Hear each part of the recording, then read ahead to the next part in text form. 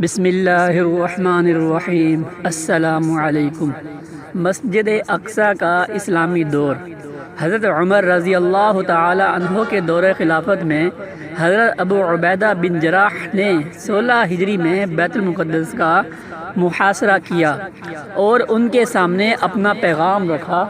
نہ ماننے کی صورت میں قتل اور صلح کی صورت میں جزیہ اور خراج کا حکم سنایا، تو وہ ایک شرط پر صلح کے لیے تیار ہو گئے کہ خلیفہ وقت صلح کے لیے خود تشریف لائیں۔ حضرت ابو عبیدہ رضی اللہ تعالی عنہ نے حضرت عمر رضی اللہ تعالی عنہ کو خط لکھ کر ساری صورتحال سے آگاہ کیا، تو حضرت عمر اور حضرت علی کے مشورے سے بیت المقدس جانے پر راضی ہو گئے۔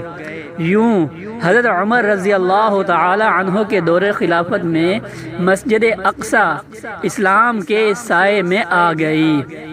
حضرت عمر رضی اللہ تعالی عنہ نے مسجد کو صاف کروایا اور وہاں پر مسجد تعمیر کرا لی، جس کو مسجد عمر کہتے ہیں۔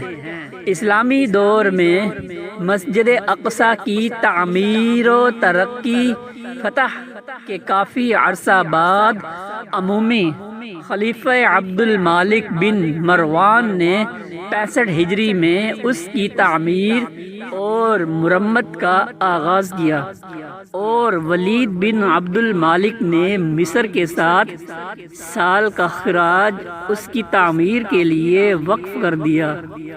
بعد میں آنے والے زلزلوں میں اس کی عمارت کو نقصان پہنچا، تو 169 ہجری میں امام مہدی کے دور حکومت میں دوبارہ اس کی تعمیر نو کی گئی۔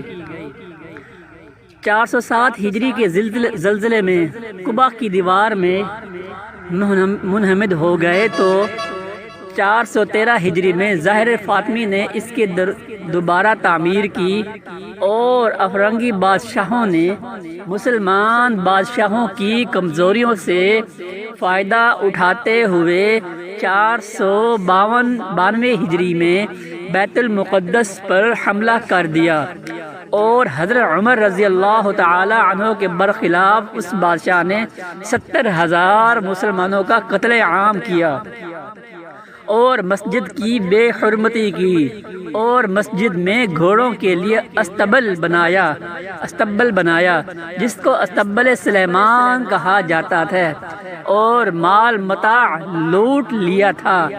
91 سال تک مسجد اقصیٰ ان کے قبضہ میں رہی۔ پھر سلطان نور الدین زنگی کے فتوحات کے سلسلے کو آگے بڑھاتے ہوئے ان کے جانشین سلطان الناصر صلاح الدین یوسف بن ایوب نے 553 ہجری میں دوبارہ قبضہ کر لیا، اور مسجد کی صفائی کروا کر اس کی مرمت کی۔ اس کے بعد مسلمان بادشاہ اس کی مرمت اور تزئین میں حصہ لیتے رہے۔ 655 ہجری میں ملک معظم نے 668 میں زہر بیروست نے 770 میں منصور قادوی نے 769 میں ملک اشرق نے 799 میں زہر برسوق نے زہر جمکاؤ العلانی نے 877 ہجری میں اشرف ابو الناصر نے تجدید کی۔